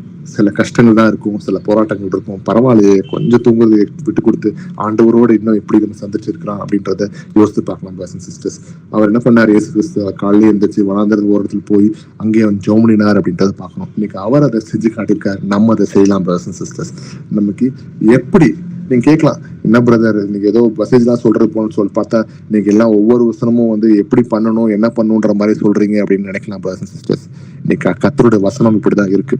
அவர் உங்களை நேசிக்கிறார், அது எந்த மாற்றமும் இல்லை. அவர் உங்கள்கிட்ட கேட்கிற விஷயம், நீ என்ன பண்ணுப்பா, ஆனா என்னட்ட வந்து நீ பேசுறியா, எனக்கு டைம் ஒதுக்குறியா, என்னட்ட வந்து பேசு, ஒரு மனுஷன்கிட்ட பேசுற மாதிரி என்கிட்ட பேசு, நான் இருக்கேன். ஒரு அப்பாவை நான் உன்கிட்ட ஒவ்வொருத்தையும் விசாரிக்கிறேன். நீ எப்படி இருக்க, உன பிரச்சனைகள் என்னன்னு நான் விசாரிக்கிற தேவனா இருக்கிறேன்னு சொல்லி ஆண்டவர் பேசுறார். பிரதர்ஸ் அண்ட் சிஸ்டர்ஸ், வாங்க இன்னைக்கு கர்த்தரோட பேச ரெடியா இருக்கலாம். சரி, யாத்ராகமம் 33:11 வசனத்தை ஒருவன் தன் சிநேகிதனோட பேசுவது போல கர்த்தர் மோசேயோட முகமுகமாய் பேசினார். பின்பு அவன் பாளையத்துக்கு திரும்பினான். நூனின் குமாரனாகிய யோசுவா என்னும் அவனுடைய பணிவிடைக்காரனாகிய வாலிபன் ஆசரிப்பு கூடாரத்தை விட்டு பிரியாதிருந்தான். அப்ப கவனிங்க, மோசையோட அவர் எப்படி முகமுகமா பேசுறாரா, ஒரு சிநேகிதனோட பேசுற மாதிரி பேசுறாரு அப்படின்னு. மோசை அடிக்கடி கர்த்தரோட பேசி பேசி பேசி என்ன பண்றாரு? அவர் திக்கும் மந்தவாயும் உள்ளவரா இருந்தாலும் அவரு பெரிய பெரிய ராஜாக்கள்கிட்ட போய் பேசுற அளவுக்கு எப்படி பிரைவேட்டா அவர் இயேசு கிறிஸ்துவோட பேசுற அந்த ரிலேஷன்ஷிப்பை அவர் கத்துக்கிட்டனால அவரு இயேசு கிறிஸ்து என்ன பண்றாரு? வெளியே பப்ளிக்கா பெரிய பெரிய ராஜாக்கிட்டையும் லீடர்ஸ்டையும் போய் பேசுறதுக்கு அவர் அனுபவிச்சாரு அப்படின்றத பாக்குறோம். இன்னைக்கு உங்களுடைய வாழ்க்கையில கர்த்தரோட பிரைவேட்டா நீங்க பர்சனலா நின்று கதவு அடைச்சு ஆண்டவரேன்னு சொல்லி உங்களோட கவலைகள், உங்க கஷ்டங்கள், உங்களோட போராட்டங்கள், உங்க கண்ணீர் எதுவா இருக்கட்டும் எல்லா ஆண்டவருக்கும் கொட்ட ரெடியா இருக்கீங்களா பிரதர்ஸ் அண்ட் சிஸ்டர்ஸ்? அவர் வாங்க நான் உங்களை விசாரிக்கிறேன்னு கேட்கிறார். நீங்க அதை கொட்டுங்க. உங்களை வெளியே பப்ளிக்ல உங்களை ஆண்டவர் எப்படி உயர்த்துறாரு அப்படின்றத ஒரு எக்ஸாம்பிளா மோசே மூலமா நம்ம பாக்குறோம் பிரதர்ஸ் அண்ட் சிஸ்டர்ஸ். சரி, அடுத்தது லூக்கா 10 அதிகாரத்துல 39-42 வசனத்து வரைக்கும் வாசிப்போம். அவளுக்கு மரியாள் என்னப்பட்ட ஒரு சகோதரி இருந்தாள். அவள் இயேசுவின் பாதத்தருகே உட்கார்ந்து அவருடைய வசனத்தை கேட்டுக்கொண்டிருந்தாள். மார்த்தாளோ பற்பல வேலைகளை செய்வதில் மிகவும் வருத்தமடைந்து அவரிடத்தில் வந்து, ஆண்டவரே, நான் தனியே வேலை செய்யும்படி என் சகோதரி என்னை விட்டு வந்திருக்கிறதை குறித்து உமக்கு கவலை இல்லையா? எனக்கு உதவி செய்யும்படி அவளுக்கு சொல்லும் என்றாள். இயேசு அவளுக்கு பிரதியுத்தரமாக, மார்த்தாளே மார்த்தாளே, நீ அநேக காரியங்களை குறித்து கவலைப்பட்டு கலங்குகிறாய். தேவையானது ஒன்றே. மரியாள் தன்னை விட்டு எடுபடாத நல்ல பங்கை தெரிந்து கொண்டாள் என்றார். ஆமென். அப்ப இயேசு கிறிஸ்துவோட பிரைவேட்டா பேசுறதுக்கு நமக்கு அதோட முக்கியத்துவம் என்ன, அதோட வேல்யூ என்ன அப்படின்னு பார்க்கும்போது இந்த மரியாள் மார்த்தாள் கதை நம்ம பார்க்கிறோம் brothers and sisters. இதை கவனிச்சிங்கன்னா இன்னைக்கு மார்த்தாள் மாதிரி நம்ம அங்கேயும் இங்கேயும் ஓடிக்கொண்டிருக்கிறோமா? கர்த்தர் அதை விரும்பல. இன்னைக்கு வேலை நிமித்தமாக இருக்கலாம், குடும்பத்தை முன்னேற்ற விஷயமா இருக்கலாம், வேற குடும்பத்தை நடத்துற எதுவா இருந்தாலும் அப்படி ஓடிட்டு இருந்தோம்னா அது முக்கியம் கிடையாது. இன்னைக்கு நமக்கு முக்கியம் எது அப்படின்னா மரியாளை போல கர்த்தருடைய பாதத்துல உட்கார்ந்து அவர் சொல்ற ஒவ்வொரு விஷயத்தையும் கேட்கறது முக்கியமா இருக்கு, பேசுறது முக்கியமா இருக்குன்றது ஆண்டவர் வசனத்தின் மூலமா எடுத்து காட்டுறார். சரி, அடுத்தது நம்ம இவ்வளவு நேரம் கர்த்தரோட பிரைவேட் வாழ்க்கையில அவரோட வாழ்ற விஷயத்துல முக்கியத்துவம் என்னன்ற பார்த்துருவோம். அடுத்தது ஒரு விஷயம் என்ன கொண்டு வர்றாரு அப்படின்னா ரிஜெக்டிங் ப்ரொஃபேன் ஃபேபிள்ஸ் அண்ட் டிஸ்ட்ராக்ஷன்ஸ் அப்படின்னு சொல்றாரு. அதாவது என்னன்னா சீர்கேடு கிளவிகள் பேச்சுமா இருக்கிற கட்டுக்கதைகளுக்கு நம்ம என்ன பண்ணணுமா விலகி கவனச்சிதற பண்ணக்கூடிய காரியத்துல இருந்து நம்ம விலகணும்ன்றத ஆண்டவர் அழகா சொல்றாரு. இதுக்கு என்ன முக்கியம் அப்படின்னு பார்த்தோம்னா தேவ பக்திக்கு ஏதுவான விஷயத்தை நம்ம முயற்சி பண்ணணும்ன்றத கர்த்தராகிய இயேசு கிறிஸ்து நம்ம சொல்றாரு. சரி, அப்ப அதுக்கு ஒரு வசனத்தை நம்ம கவனிச்சிடலாம். 1 தீமோத்தேயு 4ஆம் அதிகாரத்துல 7வது வசனத்தை வாசிக்கும். சீர்கேடும் கிழவிகள் பேச்சுமாய் இருக்கிற கட்டுக்கதைகளுக்கு விலகி தேவ பக்திக்கு ஏதுவாக முயற்சி பண்ணு. அப்ப தேவையில்லாத வார்த்தைகளை பேசிக்கிட்டு தேவையில்லாத விஷயம் டைம்ஸ் பண்ணிக்கிட்டு நம்ம வேஸ்ட் பண்றதை விட காலத்தை பிரயோஜனப்படுத்துங்க, ஆண்டவர் வருகை சீக்கிரமா இருக்கு அப்படின்னு சொன்னது போல நம்ம செய்ய வேண்டிய விஷயம் பக்திக்கு ஏதுவான விஷயத்த நம்ம பெருக்கிக் கொள்ளணும். அப்ப நம்ம கர்த்தரோட அருமையான ஒரு உறவு வைக்க வைக்க வைக்க என்ன ஆகும் அப்படின்னா நமக்கு இன்னும் நம்மளுடைய தேவ பக்தி இன்னும் அருமையாக பெருகி கொண்டே இருக்கும். அது பெருக பெருக என்ன ஆகும், நமக்கு விசுவாசம் கூடும், நமக்கு ஆண்டவர் ஒவ்வொரு விஷயங்களும் ரகசியங்களும் நம்ம பேச ஆரம்பிப்பாரு, அதை செய்ய ஆரம்பிப்பாரு, நம்ம வாழ்க்கையில நம்ம கண்கூட நம்ம பார்க்க முடியும். அப்ப இன்னும் அதிகமாக அந்த ஃபெய்த் கூடும் அப்படின்றத ஆண்டவர் காமிக்கிறார் இந்த இடத்துல. சரி, இதை யார் பண்ணா அப்படின்னு கவனிப்போம். ஒரு எக்ஸாம்பிள் திமோத்தி பண்ணார். என்ன பண்ணாரு, அவர் எங்கா இருக்கும் போதும் சரி, அவர் பெரிய ஆனாலும் சரி, அவர் ஆவிக்குரிய வாழ்க்கையில ஒரு அருமையான ஒரு டிசிப்ளினை ஃபாலோ பண்ணாரு, அந்த ஒழுக்கத்தை ஃபாலோ பண்ணாரு அப்படின்றத நம்ம பார்க்கிறோம். ஸோ அவர் தேவையில்லாத விஷயத்துல இருந்து விலகி என்ன பண்ணாரு திமோத்தியும், அவரு சின்ன வயசுல இருந்தே ஆவிக்குரிய வாழ்க்கையில ஒரு ஒழுக்கத்தை கடைபிடித்தார் அப்படின்றத பார்க்கலாம். அப்ப நம்ம என்ன பண்ணணும் பிரதர்ஸ் அண்ட் சிஸ்டர்ஸ், இன்னைக்கு நமக்கு கர்த்தருக்கு முன்பாக நிற்கும் பொழுது சில ஒழுக்கம் இல்லாத விஷயங்கள் நமக்குள்ள இருக்குதான்னு நம்ம கவனிக்கணும். இதை ஒரு பேப்பர் எடுத்து எழுதுங்க பிரதர்ஸ் அண்ட் சிஸ்டர்ஸ். உங்களோட நீங்க தனியா இருக்கும்போது ஒரு பேப்பர் எடுத்து எழுதுங்க. எனக்கு கர்த்தருக்குள்ள இன்னும் அதிகமா நெருங்கி போறதுக்கு என்னென்ன தடைகள் இருக்கு, 1 2 3 4 5 பாயிண்ட் எழுதுங்க. எழுதிட்டு இதுல நான் என்னென்ன கரெக்ட் பண்ண முடியும் என் வாழ்க்கையில. ஒருவேளை நான் ரொம்ப டிவி பார்க்கறதா இருக்கலாம், ரொம்ப மொபைல் பார்க்கற விஷயமா இருக்கலாம், ரொம்ப கோவப்படுற விஷயமா இருக்கலாம், இல்ல ஆண்டவர் மேல ஒரு பக்தி இல்ல உலக வாழ்க்கை நமக்கு பிடிச்சிருக்கு அப்படின்றது இருக்கலாம், இல்ல வேலை நிமித்தமாக நாள வர முடியன்றதுல இருக்கலாம், குடும்பத்துல பிரச்சனை சண்டை இல்ல வாதை, இந்த மாதிரி நிறைய காரணங்கள் இருக்கலாம். இந்த காரணங்கள் இருந்து நான் எப்படி வெளியே வர்றது, ஆண்டவரே இந்த விஷயங்களை எனக்கு வெளியே வாங்க கொடுங்க ஆண்டவர்னு சொல்லி அதை எழுதி வச்சு ஆண்டவர்கிட்ட ஜெபம் பண்ணுங்க. ஆண்டவர் உங்களை தன்னை போல ஒவ்வொரு பிரச்சனையும் விலக்கி அவர்கிட்ட உங்களை சேர்த்து இழுத்துக் கொள்வார். சிஸ்டர்ஸ், இந்த கர்த்தர்கிட்ட விரும்புவோம். ஒரு காரியத்தை செய்யும்போது அழுவா ஒரு பிளானை போட்டு ஆண்டவரே எனக்கு சொல்லி கொடுங்க, நான் உங்கள்கிட்ட வர்றதுக்கு தடையா என்னென்ன விஷயங்கள் இருக்கும் எனக்கு தயவுசெய்து எல்லாம் உடச்சி எறிங்க ஆண்டவரே, இத்தனை காரணம் இருக்கு, அதனாலதான் நான் உங்களோட இன்னும் சேர்ந்து ஒரு தேவ பக்தியோடு உங்களோட இருந்து உங்களோட ஒரு பிரைவேட்டா டைம் ஸ்பெண்ட் பண்ண முடியல, இதான் எனக்கு காரணம் அப்படின்னு நீங்க எழுதி பாருங்க பேப்பர்ல. அப்போ உங்களுக்கு தெரியும், ஓ இந்த விஷயத்துல நான் தடைபட்டு இருக்கேன் அப்படின்னு.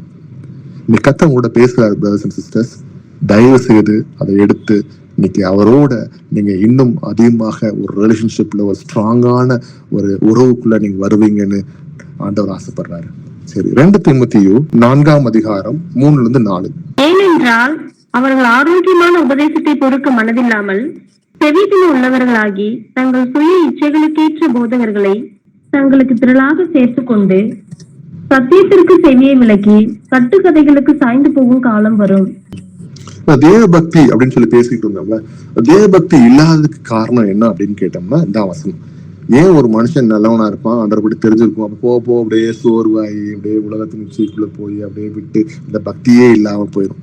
பக்தி இல்லாத போறதுக்கு காரணம் என்ன, அவனுக்கு ஆண்டவரோட ஒரு ப்ராப்பரா அவனுக்கு தனிப்பட்ட ஒரு இண்டிவிஜுவல் பர்சனல் ரிலேஷன்ஷிப் இல்லை, உறவு இல்லைன்றத ஆண்டவர் காட்டுறாரு. இப்ப நீங்க கவனிச்சீங்கன்னா, ஏனென்றால் அவர்கள் ஆரோக்கியமான உபதேசத்தை பொறுக்க மனதில்லாமல் அவங்களுக்குள்ள நிறைய பாவங்கள், உலகத்தின் இச்சை, நிறைய ஒரு போராட்டங்கள் உள்ள இருக்கனால என்ன ஆகுதுன்னா, நல்ல ஒரு உபதேசம், ஆரோக்கியமான உபதேசத்தை கேட்க மனதில்லாம என்ன பண்றாங்க, செவி உலகத்தினர் உள்ளவர்களாகி தங்கள் சுய இச்சைக்கேற்ற, தங்களுக்கு பிடிச்ச மாதிரி இச்சைக்கேற்ற போதர்கள் தங்களுடைய திரளாக சேர்த்து கொண்டு சத்தியத்துக்கு செவியை விலக்கி கட்டுக்கதைகளுக்கு சாய்ந்து போகும் காலம் வரும்னு சொன்னது போல இன்னைக்கு அப்படிதான் ஒரு வசனத்தை பேசாம வசனத்தை விட்டு சுத்தி எங்கெங்கயோ சொந்த கதை சோகதை எல்லாம் பேசி இப்படியே போய்கிட்டு இருக்க ஒரு காலத்துல நம்ம இருக்கிறோம் brothers and sisters. இன்னைக்கு அந்த மாதிரி சீர்கேடும் கிளவிகள் பேச்சுமா இருக்கிற கட்டுக்கதைகள் விட்டு விலகி அப்படின்னு அந்த சொல்றாரு. அப்ப விலகி இருங்க. அப்ப இந்த மாதிரி விஷயத்த நம்ம விலகி இருக்கணும் அப்படின்றத பார்க்கணும். தேமான ஒருத்தர் இருக்கார், பவுலோட கூட இருந்தாரு. அவர் என்ன பண்றாருன்னு பாத்தீங்கன்னா நல்லாதான் இருந்தாரு. ஆனா போக என்ன பண்றாரு, உலகத்தின் இச்சைக்குள்ள போறதுனால அவர் கம்ப்ளீட்டா விலகிட்டார், பவுலை விட்டு விலகி போயிட்டாருன்றத நம்ம பாக்குறோம். 2 தீமோத்தேயு 4:10 அதை பற்றி பார்த்திருக்கு. நீங்க எடுத்து வாசித்து பாருங்க brothers and sisters. அடுத்தது கொலேசியர் 2ஆம் அதிகாரத்துல 8வது வசனத்தை வாசிப்போம். லௌகீக ஞானத்தினாலும் மாயமான தந்திரத்தினாலும் ஒருவனும் உங்களை கொள்ளை கொண்டு போகாதபடிக்கு எச்சரிக்கையாயிருங்கள். அது மனுஷர்களின் பாரம்பரிய நியாயத்தையும் உலக வழிபாடுகளையும் பற்றினதே அல்லாமல் கிறிஸ்துவை பற்றினதல்ல. ஏன் இந்த வசனத்தை நம்ம வாசிக்கிறோம் brothers and sisters? வாசிக்கிறோம் அப்படின்னு நினைச்சீங்கன்னா, நான் எப்படி சொன்ன மாதிரி இந்த கட்டுக்கதைகள் இந்த மாதிரி உங்களை டிஸ்ட்ராக்ட் பண்ண, உங்களை வழி தவறி போறதுக்கோ இல்ல உங்களை கம்ப்ளீட்டா நீங்க ஆண்டருக்குள்ள இருக்கிற விஷயத்துல இருந்து உங்களை விலக்கி கூட்டு வரக்குள்ள காரியங்கள் எதுவா இருந்தாலும் கவனமா இருக்கணும். அதை விட்டு விலகி நம்மளோட சிந்தை, நம்மளோட செயல் எல்லாமே இயேசு கிறிஸ்துவோட இருக்கு. அந்த உறவை தான் நம்ம பார்க்கணும் அப்படின்றதான் வசனத்து மூலமா பார்க்கணும். எப்படி இதெல்லாம் என்ன பண்ணும் அப்படின்னு நீங்க கேட்கலாம் brothers and sisters. லௌகீக ஞானத்தினாலும் இந்த உலகத்தில் இருக்கிற ஞானத்தினாலும் மாயமான தந்திரத்தினாலும் ஒருவனும் உங்களை கொள்ளை கொண்டு போகாதபடிக்கு எச்சரிக்கையா இருக்கான்னு ஆண்டவர் ஒரு வார்னிங் கொடுக்கிறார். நம்ம நிறைய பொருள் கேட்ஜெட்ஸ் எல்லாம் வாங்கணும் அப்படின்னா, ஒரு ஃப்ரிட்ஜ் வாங்கினீங்களா இல்ல வாஷிங் மிஷின் வாங்கினீங்களோ டிவி வாங்கினா பின்னாடி சின்ன ஸ்டிக்கர் ஒட்டிருப்பாங்க, வார்னிங், இதை தொடாதீங்க, தொட்டா கரண்ட் ஷாக் அடிச்சிடும் அப்படின்னு ஒட்டிருப்பாங்க. இன்னைக்கு அந்த மாதிரி ஆண்டவர் வசனத்தினால ஒரு டிஸ்க்ளைமர் கொடுக்குறாரு, ஒரு வார்னிங் கொடுக்குறாரு. என்ன கொடுக்குறாரு, இந்த மாதிரி உலகத்தின் ஞானத்தையோ மாயமான சந்தத்திலையோ நீ போய் சிக்கிக்காதப்பா அப்படின்னு உங்களுக்கு ஆண்டவர் கொடுக்குறாரு. அது மனுஷர்களின் பாரம்பரிய நியாயத்தையும் உலக வழிபாடுகளையும் பற்றுறது இல்லாமல் கிறிஸ்துவை பற்றது அல்ல. அப்ப என்ன பண்ணுவாங்க, நீங்க இந்த சர்ச்சுக்கு வாங்க, இந்த மாதிரி இடத்துல ஒரு காணிக்கையை போட்டீங்கன்னா ஆண்டவர் இந்த மாதிரி விஷயம் உயர்த்துவாரு, நீங்க இந்த காரியத்துல இந்த மாதிரி ஒரு பிரேயர் நீங்க வீட்டுல வச்சீங்கன்னா அந்த மாதிரி விஷயம் நடக்கும் அப்படின்னு சொல்லி ஒவ்வொரு விதமான கட்டுக்கதைகளும் பாரம்பரியத்தையும் நம்ம என்ன பண்றாங்க, அடிச்சு தள்ளுறாங்க அப்படின்றத நம்ம பார்க்கிறோம். ஆனா இதெல்லாம் கிறிஸ்துவை பற்றது அல்ல, இதெல்லாம் உலக விஷயங்கள் அப்படின்னு சொல்லி ஆண்டவர் வசனத்தின் மூலமா பேசுறாரு. அப்ப இதெல்லாம் நம்ம அப்படின்னாவே நம்ம என்ன பண்றோம் அப்படின்னா உலகத்திற்குள்ள போய் நம்ம சிக்கிக்கிறோம் அப்படின்றத நம்ம பார்த்துக்கணும். சரி, அடுத்தது டைம்ல கொஞ்சம் சீக்கிரம் போறேன் சிஸ்டர்ஸ். கலாத்தியர் 1ஆம் அதிகாரத்துல 6-8 வசனத்தை வாசிப்போம். உங்களை கிறிஸ்துவின் கிருபையினாலே அழைத்தவரை நீங்கள் இவ்வளவு சீக்கிரமாய் விட்டு வேறொரு சுவிசேஷத்திற்கு திரும்புகிறதை பற்றி நான் ஆச்சரியப்படுகிறேன். வேறொரு சுவிசேஷம் இல்லையே. சிலர் உங்களை கலகப்படுத்தி கிறிஸ்துவனுடைய சுவிசேஷத்தை புரட்ட மனதாய் இருக்கிறார்களே அல்லாமல் வேறல்ல. நாங்கள் உங்களுக்கு பிரசங்கித்த சுவிசேஷத்தை அல்லாமல் நாங்களாவது வானத்திலிருந்து வருகிற ஒரு தூதனாவது வேறொரு சுவிசேஷத்தை உங்களுக்கு பிரசங்கித்தால் அவன் சபிக்கப்பட்டவனாய் இருக்க கடவன். ஆமேன். ஆமென். அப்ப கவனிங்க, இன்னைக்கு கிறிஸ்துவை பற்றி நம்ம அறிஞ்சிருக்கிறோம். நம்மளுக்கு கர்த்தர் யார் அப்படின்றது தெரியும், ஒரே தேவன்ற நம்ம அறிஞ்சிருக்கிறோம். நம்மளுக்கு ஒரு பேப்டிசம்ன்றது தெரியும், காணிக்கைகள் இல்ல, வசனபாகம் இல்ல அப்படின்ற தெரிஞ்சிருக்கோம். ஞானஸ்தானம் இயேசு கிறிஸ்து நாமத்தினாலதான் எடுக்கணும் அப்படின்றது தெரிஞ்சிருக்கோம். நிறைய விஷயங்கள் தெரிஞ்சிட்டு இருக்கும்போது நம்ம குழப்புறதுக்கு நிறைய உலகத்தின் சில டிசீவர்ஸ் என்ன பண்ணுவாங்க, நம்ம குழப்பி வெளியே எடுத்துட்டு போறதுக்கு வருவாங்கன்றது ஆண்டவர் அளவு வசனத்தின் மூலமா எச்சரித்தார். இதுக்கு நல்ல ஒரு எக்ஸாம்பிள் பாத்தீங்கன்னா கலாத்திய மக்கள். அவங்க என்ன பண்றாங்க அப்படின்னு பாத்தீங்கன்னா, ஆண்டவர் வசனங்கள் எல்லாம் கேட்டு அது கீழ்ப்படிஞ்சு நிறைய இருக்கிற நேரத்துல கொஞ்சம் கொஞ்சமா என்ன பண்றாங்கன்னா உலகத்தின் விஷயங்கள் அப்படியே உள்ள போய் சிக்கி என்ன பண்ணிடுறாங்க, அவங்க பாரம்பரியம் அது இதுன்னு பேசி என்ன பண்றாங்க, கிருபையில இருந்து விழுந்துட்டாங்க, அது விலகி போயிட்டாங்கன்றது வசனத்துல பார்க்க. இப்ப கிளவிகள் பேச்சு, சீர்கேடா பேச்சுகள் விலகணும்னு ஆண்டவர் சொல்லிட்டார். சரி, இப்ப ஆவிக்குரிய விஷயத்துல ஆண்டவரோட நம்ம நெருக்கமா இருக்கணும் அப்படின்னா ஒரு முக்கியமான விஷயம் நம்ம செய்யணும். ஒரு உடம்புக்கு எப்படி ஒரு எக்ஸசைஸ் முக்கியமா இருக்குதோ, இன்னைக்கு நம்ம ஆவிக்குரிய வாழ்க்கையில நம்ம சில ஒரு எக்ஸசைஸ் பண்ணி ஆகணும். அது என்ன எக்ஸசைஸ் அப்படின்றத பார்க்கலாம். Exercise your self toward godliness. தேவ பக்திக்கு ஏதுவாக நம்ம சில எக்ஸசைஸ் பண்ணணும்.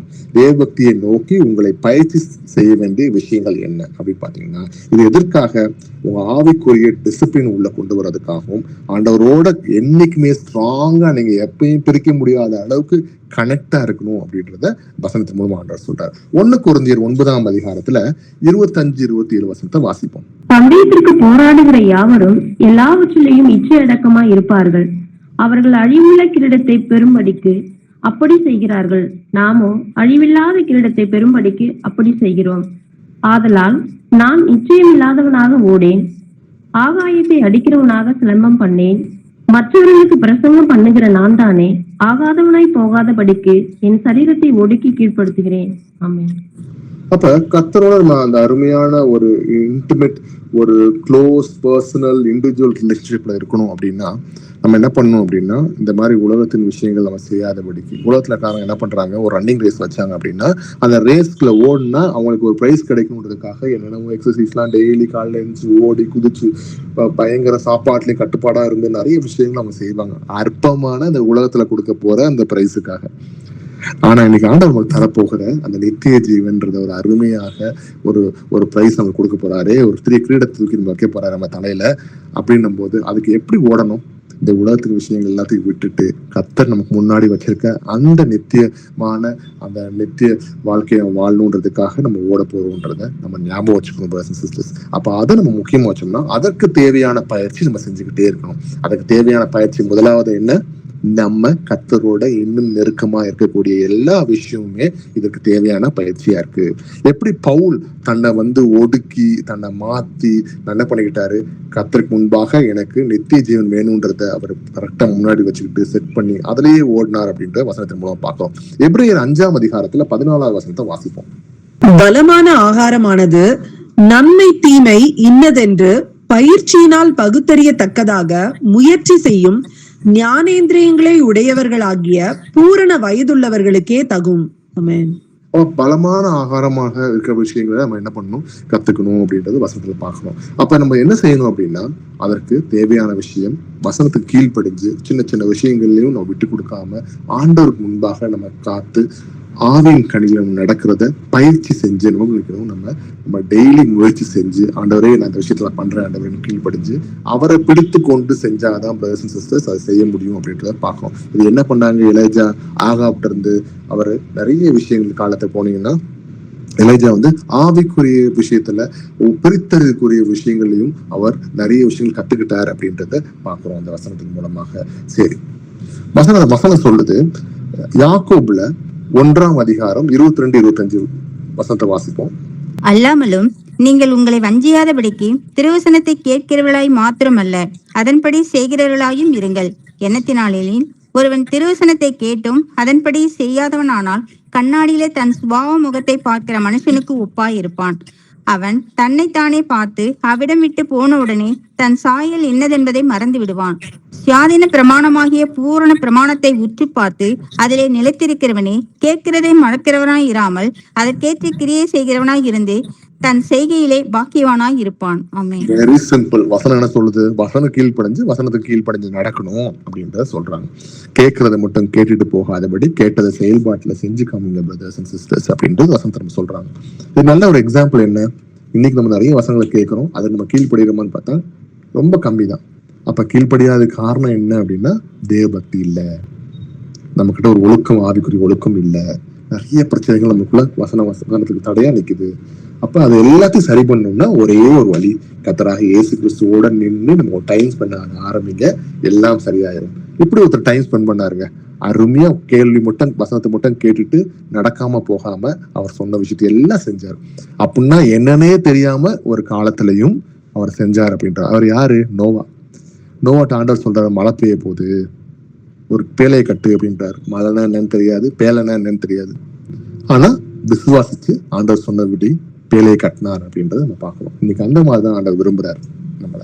சரி, பிலிப்பியர் 2ஆம் அதிகாரத்துல 12-13 வசனத்தை வாசிப்போம்.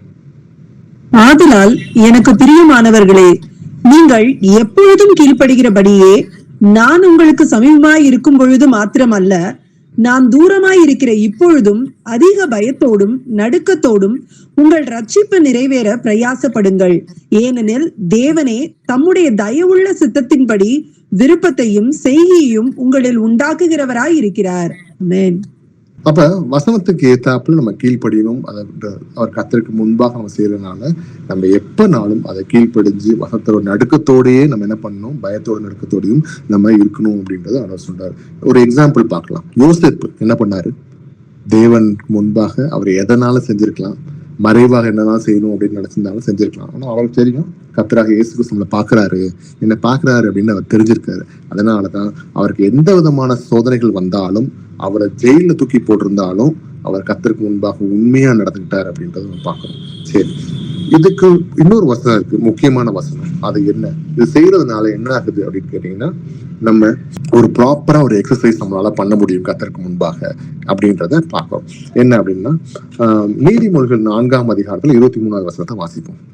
எல்லா காவலோடும் உன் இருதயத்தை காத்துக்கொள், அதனிடத்தின்று ஜீவ ஊற்று புறப்படும். ஆமீன். ஆமென். அப்ப நம்ம செய்ய வேண்டிய விஷயம் என்னன்னா தெரியுமா பிரதர்ஸ்? எல்லா காவலோடும் உன் இருதயத்தை காத்துக்கொள், அதனின்று ஜீவ ஊற்று புறப்படும். ஜீவ தண்ணீர் யாரு? ஜீவ ஊற்று யாரு? ஜீவன் ஜீவம் அப்பன் அப்படின்னு சொன்னப்ப நம்ம இயேசு கிறிஸ்து என்ன பண்றாரு? இன்னைக்கு அவர் உள்ளுக்குள்ள நம்ம புறப்படணும், நம்ம விட்டு வரணும் அப்படின்னா நம்ம செய்ய வேண்டிய விஷயம் எல்லா காவலோடும் அந்த இருதயத்தை காத்துக்கொள்ளணும்.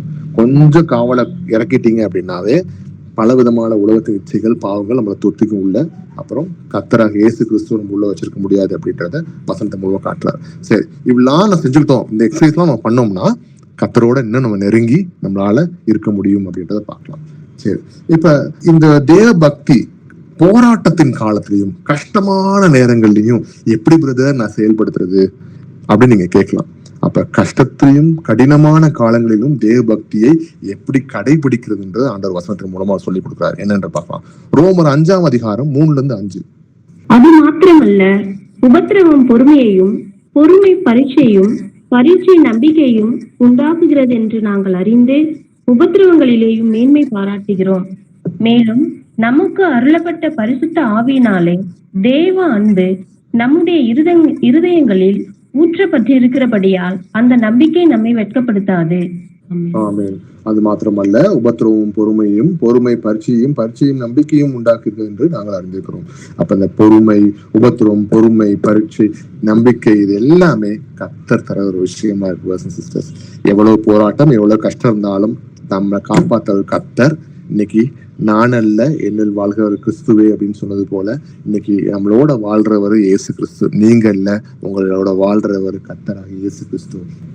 அதனால எதை குறித்தும் வெட்கப்படாதீங்க, கவலைப்படாதீங்கன்றது ஆண்டவர் சொல்றாரு அந்த இடத்துல. பவுல் எடுத்துக்கிட்டீங்க அப்படின்னா ஒரு எக்ஸாம்பிளா, அவருக்கு பல விதமான அடிகள், சிறைச்சாலைகள், வெட்கப்படுத்தினது, அவமானப்படுத்தினது, அவர் கொலை பண்ணணும்னு மிரட்டினது, அவர் உயிருக்கு பயந்த விஷயங்கள்லாம் நிறைய இருந்தாலும் அவர் எதையுமே பெருசா எடுத்துக்கல. அவர் ஒரே விஷயம் நம்புறது என்ன அப்படின்னா, கர்த்தரோட நான் உறவுல இருப்பேன், கர்த்தர் என்னோட இருக்கிறான்ற விசுவாசிச்சு தைரியமா இருந்தார் அப்படின்றத இந்த வசனத்தின் மூலமா பார்க்கிறோம் சிஸ்டர்ஸ். 1 பேதுரு 1ஆம் அதிகாரத்துல 6-7 வசனத்தை வாசிப்போம். 1 பேதுரு 1ஆம் அதிகாரம் 6-7. இதிலே நீங்கள் மிகவும் சந்தோஷப்படுகிறீர்கள், என்றாலும் துன்பப்பட வேண்டியது அவசியமானதால் இப்பொழுது கொஞ்ச காலம் பலவிதமான சோதனைகளினாலே துக்கப்படுகிறீர்கள். அழிந்து போகிற பொன் அக்கினினாலே சோதிக்கப்படும், அதை பார்க்கிலும் அதிக விலையேற பெற்றதாயிருக்கிற உங்கள் விசுவாசம் சோதிக்கப்பட்டு இயேசு கிறிஸ்து வெளிப்படும் போது உங்களுக்கு புகழ்ச்சியும் கனமும் மகிமையும் உண்டாக காணப்படும். ஆமென். உங்களுக்கும் எனக்கும் சொல்றாரு பிரதர்ஸ் அண்ட் சிஸ்டர்ஸ், என்ன அப்படின்னா, நம்ம குடும்பட்டு பார்க்க வேண்டிய ஒரு காலங்கள் இருக்கு, நிறைய போராட்டங்கள் இருக்கும், கஷ்டங்கள் இருந்தோம். ஆனா என்ன இருந்தாலும் அப்பா வரப்போற காலம் சீக்கிரமா இருக்கு. அதனால நம்மளுடைய போராட்டத்திலையும் எவ்வளவு கஷ்டம் இருந்தாலும் கர்த்தரோட இருக்கிற அந்த அருமையான உறவை நம்ம கடைபிடிச்சுக்கணும் அப்படின்றத ஞாபகம் வச்சுக்கோங்க. எப்படி சாஸ்திராக், மேத்தாக், ஆபத்நேகோ பண்ணாங்க, என்னதான் இருந்தாலும் என் தீயில போட்டாலும் பரவாயில்ல, என் கர்த்தர் காப்பாருன்னு சொன்னது போல 3 பேர் இன்னைக்கு இடத்துல 4வது ஒருத்தர் நின்று காத்தாரு. அந்த மாதிரி இன்னைக்கு உங்களையும் என்னையும் காக்கிறதுக்கு நம்ம இயேசு கிறிஸ்து இருக்கிறான்ற அவர் வரப்போகிற நாள் சீக்கிரமா இருக்குன்றது விசுவாசிக்கும் பிரதர்ஸ் அண்ட் சிஸ்டர்ஸ். சரி, அடுத்தது ஆண்டவர் சொல்றார், உன் கஷ்டத்திலையும் உன் போராட்டத்திலையும் நான் இருக்கேன்ப்பா, நீ கவலைப்படாத, அதுலயும் நீ இந்த விஷயங்களை கை கொள்ளுக்கோ அப்படின்னு சொல்றாரு அப்படின்றத பார்த்தோம். அப்ப அதுக்கு இன்னொரு எக்ஸாம்பிள், ஒரு வசனம் கொடுக்கணும்ல, அப்பதான் ஸ்ட்ராங்கா இருக்கும். ஆபக்கூக் 3ஆம் அதிகாரத்துல 17-19 வசனத்தை வாசிப்போம். அத்திமரம் துளைவிடாமல் போனாலும், திராட்சை செடிகளில் பழம் உண்டாகாமற் போனாலும், ஒலிவ மரத்தின் பலன் அற்று போனாலும், வயல்கள் தானியத்தை விளைவியாமற் போனாலும், கிடையில் ஆட்டு மந்தைகள் முதலற்று போனாலும், தொழுவத்திலே மாடு இல்லாமற் போனாலும், நான் கர்த்தருக்குள் மகிழ்ச்சியாய் இருப்பேன், என் இரட்சிப்பின் தேவனுக்குள் களி கூறுவேன். ஆண்டவராகிய கர்த்தர் என் பெலன், அவர் என் கால்களை மான் கால்களை போலாக்கி உயரமான ஸ்தலங்களில் என்னை நடக்க பண்ணுவார். ஆமென். அப்ப கவனிங்க பிரதர்ஸ் அண்ட் சிஸ்டர்ஸ், அவங்க அருமையா எழுதியிருக்காரு. நம்மளுக்கு எந்த வித பிரச்சனை, எல்லா வித பிரச்சனைகளும் வந்தாலும், சாப்பாடு இல்லாமையோ, தண்ணி இல்லாமையோ, நம்மளுக்கு படுக்க இடம் இல்லையோ, நம்மளுக்கு உடுக்க விஷயம் இல்லாம இருந்தாலும், எவ்வளவு போராட்டம் இருந்தாலும் நான் கர்த்தருக்குள் மகிழ்ச்சியா இருப்பேன் அப்படின்னு சொல்றாரு. இன்னைக்கு அந்த மாதிரி மகிழ்ச்சியோடு நம்ம என்ன பண்ணணும் அப்படின்னா, நம்ம பிராக்டிஸ் பண்ணணும். இந்த தேவ பக்தியை எதுக்காக பண்றோம் அப்படின்னும் போது கர்த்தருக்குள்ள இன்னும் இறுக்கமாக ஸ்ட்ராங்கா இருக்கணும் அப்படின்றதுக்காக தான் இன்னைக்கு. சரி, இவ்வளவு நேரம் தேவ பக்தியை எப்படி எக்ஸசைஸ் பண்ணணும், பிராக்டிஸ் பண்ணணும் அப்படின்றது நிறைய விஷயத்தை பார்த்தோம். இப்ப உங்களுக்கும் எனக்கும் எல்லாருக்கும் ஒரு சோதனை காலம் ரொம்ப சீக்கிரமா வந்துகிட்டே இருக்கு. நிறைய பேர்கிட்ட இன்னும் நடந்துகிட்டு இருக்கு அப்படின்றத நம்ம உணர்றோம். எப்படி?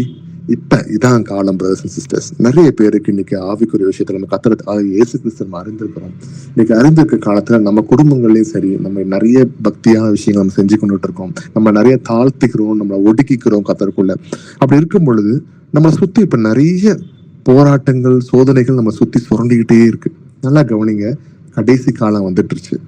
ஆண்டவரோட வருகை சீக்கிரமா இருக்கு. இந்த நேரத்துல நம்ம சோதிக்கிற ஒரு விஷயம் என்ன தெரியுமா? நம்மளோட விசுவாசத்தை. விசுவாச சோதனை ஒவ்வொரு குடும்பத்துக்குள்ளேயும் என்டர் ஆகிட்டு இருக்கு பிரதர்ஸ் அண்ட் சிஸ்டர்ஸ். ஒவ்வொரு தனிப்பட்ட நபரா இருக்கட்டும், ஒரு குடும்பத்துக்குள்ளே இருக்கட்டும், இன்னைக்கு நிறைய விசுவாச சோதனை ஒருத்தவங்களுக்கு நடந்துகிட்டு இருக்கு. காரணம் ஆண்டவரோட வருகை சீக்கிரமா இருக்கனால. இந்த விசுவாச சோதனை ரொம்ப முக்கியமா இருக்கு. ஏன்னா ஆண்டவர் சொல்லியிருக்காருல்ல, நான் வரும்போது எத்தனை பேருக்கு விசுவாசம் இருக்கு நான் பாக்குறேன்ற மாதிரி இன்னைக்கு உங்களுக்கும் எனக்கும் இந்த சோதனை நடந்து கொண்டு இருக்கலாம் பிரதர்ஸ் அண்ட் சிஸ்டர்ஸ். அந்த மாதிரி விஷயத்துல ஆண்டவர் எப்படி நம்ம தயார்படுத்துறாரு அப்படின்றத நம்ம தெரிஞ்சுக்கலாம். சரி, வாசிப்போம். லூக்கா 18ஆம் அதிகாரத்துல 8வது வசனத்தை வாசிப்போம். சீக்கிரத்திலே அவர்களுக்கு நியாயம் செய்வார் என்று உங்களுக்கு சொல்லுகிறேன். ஆகிலும் மனுஷகுமாரன் வரும்போது பூமியிலே விசுவாசத்தை காண்பாரோ என்றார்.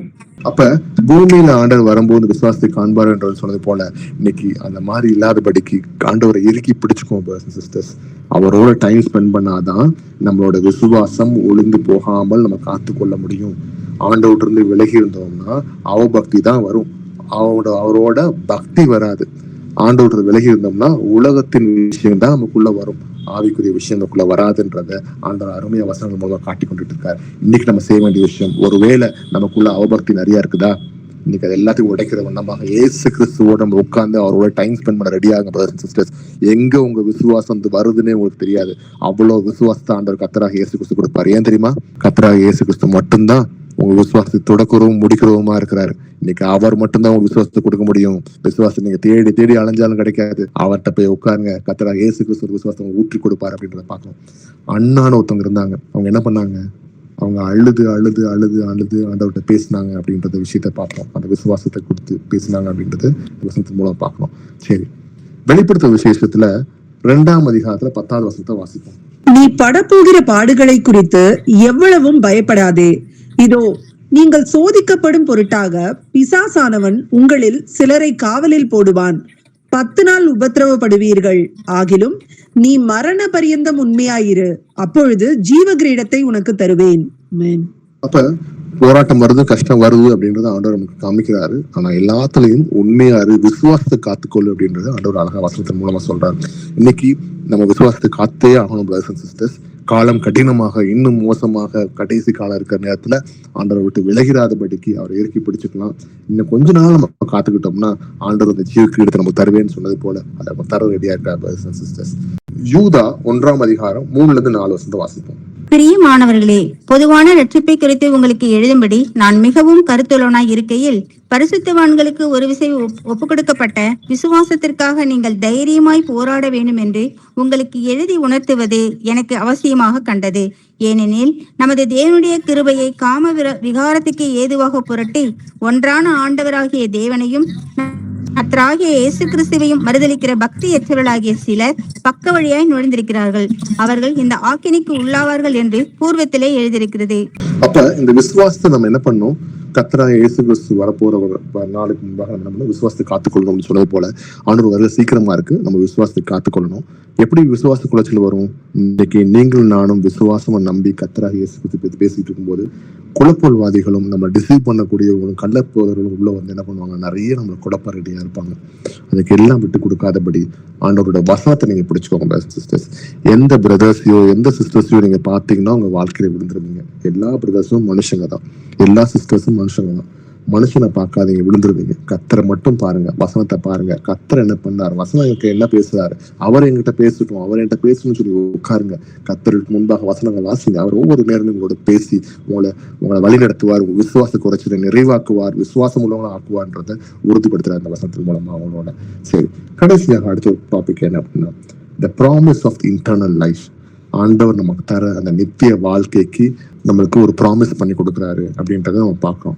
சரி, யோவான் 17ஆம் அதிகாரத்துல 3வது வசனத்தை வாசிப்போம். யோவான் 17:3. ஒன்றான மெய்தேவனாகிய உம்மையும் நீர் அனுப்பினவராகிய இயேசு கிறிஸ்துவையும் அறிவதே நித்திய ஜீவன். ஆமென்.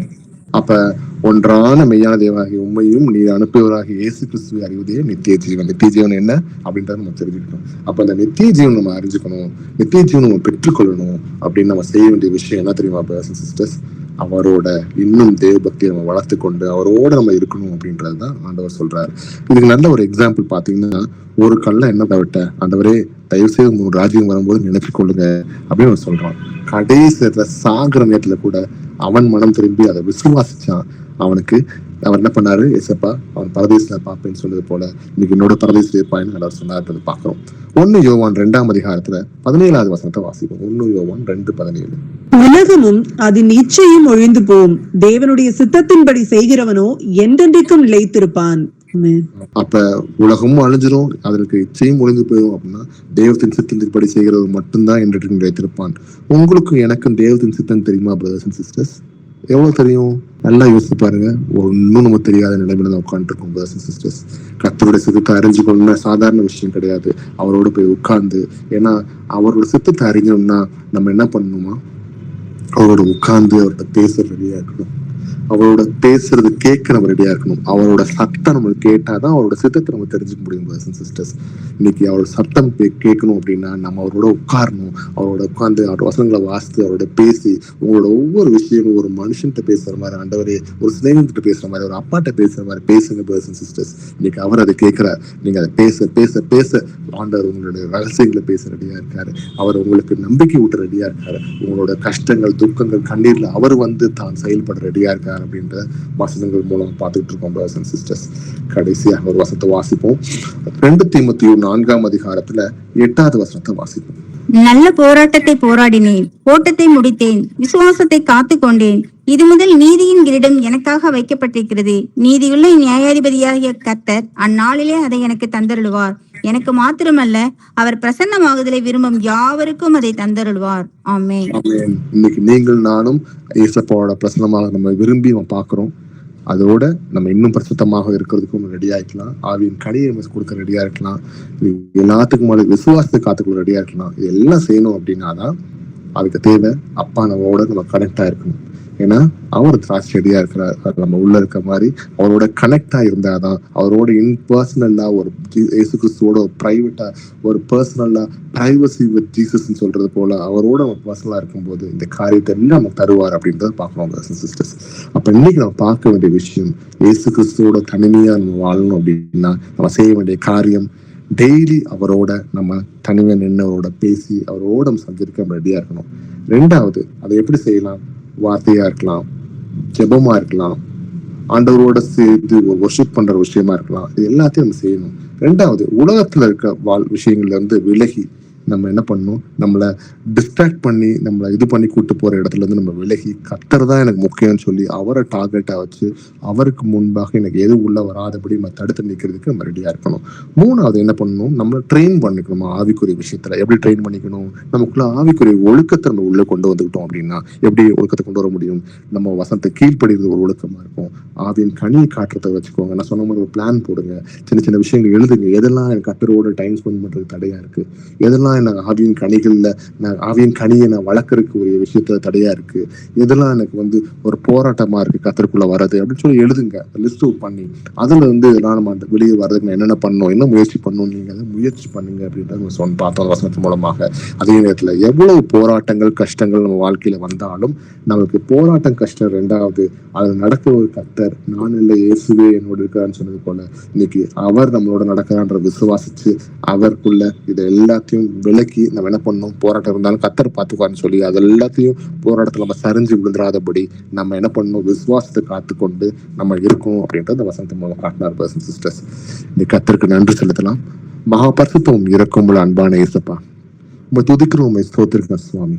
இந்த அருமையான ஆண்டவரே, உங்களோட இப்படி நாங்க ஒரு அருமையான ஒரு உறவாக, ஒரு பர்சனல் இன்டிமேட் ரிலேஷன்ஷிப் உங்களோட நாங்கள் இருக்கிறதுக்கு எங்க கற்றுக் கொடுத்துருக்கீங்க ஆண்டவரே. ஒரு தகப்பனாக, ஒரு மகன் மகளோட தேவரே நீங்க உட்கார்ந்து பேசுகிற ஒரு தகப்பனாக, ஒரு நண்பனாக தேவரே எங்களுக்கு ஆலோசனை கொடுத்து எங்களை நேசிக்கிறதுக்கு எப்படி நாங்கள் இருக்கணும்ன்றதை எங்களை சொல்லி கொடுத்துருக்காங்க. நன்றி செலுத்துறோம் தாப்பனை. அநேக நேரங்கள் ஆண்டவரே தேவ பக்தி இல்லாம தேவத அவபக்தியோட பல விஷயங்கள் இந்த உலகத்துக்கு ஒத்த வேஷம் போட்டு நாங்கள் செஞ்சிட்டோம். எங்களை மன்னிச்சிருங்க தகப்பனே. இந்த நேரத்துல வசனத்தை காட்டி மகனே மகளே உன்னோட நான் பேச விரும்புறேன்னு நீங்க சொன்னதுக்காக நன்றி செலுத்துறேன்ப்பா. தேவரே எங்களோட கூட இருங்க. எங்க சின்ன சின்ன மனசுல நிறைய விஷயங்கள், போராட்டங்கள், கஷ்டங்கள், கவலைகள், ஏக்கங்கள் இருக்காண்டவரே. எல்லாத்தையும் நீங்க அறிவீங்க. எல்லாத்தையும் உங்க கையில நாங்கள் ஒப்படைச்சிட்டோம். இந்த ஜாயின் பண்ணிருக்க அத்தனை சிஸ்டர்ஸ் ஆசீர்வதிங்க, அவங்க குடும்பத்தை ஆசீர்வதிங்க. இன்னைக்கு நீங்க பேசுற அந்த வசனத்துக்கு ஆண்டவரே ஒவ்வொருத்தவங்களோட தனிமையை நீங்க சந்திச்சு அவங்களோட பேசி அவங்களுக்கு ஆறுதலா நீங்க இருப்பீங்க. நாங்கள் விசுவாசிக்கிறோம் தாப்பனே. அவங்க கஷ்டத்தை எடுத்து போடுங்க ஆண்டவரே. எவ்வளவு போராட்டங்கள், கண்ணீர்கள், வேதனைகள், வாதைகள், பயம் எதுவாக இருந்தாலும் இயேசு கிறிஸ்து நாமத்துல வெளியே போன கட்டளையாட ஆண்டவரே. இன்னைக்கு இந்த வீட்டுக்கு ஒவ்வொருத்தவங்க வீட்லயும் ஆண்டவரே உங்களுடைய சமாதானம் பெருகட்டும் ஆண்டவரே. உங்களுடைய அன்பு ஊறட்டும் அப்பா. நீங்க பலத்தோடு ஒருத்தவங்களையும் ஆசிரியப்பேன் நன்றி செலுத்த ஆண்டவரே. கூட இருங்க, பலப்படுத்துங்க ஆண்டவரே. ஒருத்தவங்களோட பேசுங்க, தவறுகளையும் பாவங்களையும் மன்னிச்சிருங்க ஆண்டவரே. உங்களோட வருகை நோக்கி நாங்கள் நிற்கிறோம். எங்களுக்கு மேல தேவரே உங்க அன்பை ஊற்றுங்க. உங்க கிருபை இல்லாம நாங்க நுழையவே முடியாதப்பா. உங்க கிருபை இல்லாம நாங்க நுழைய முடியாது. அன்பும் விசுவாசமும் தேவரே எங்க வளர எடுக்கவே கொடுங்க. இயேசுவின் நாமத்துல வேண்டிக்கணும் நல்ல பிதாவே. ஆமென். Praise the Lord, brothers and sisters.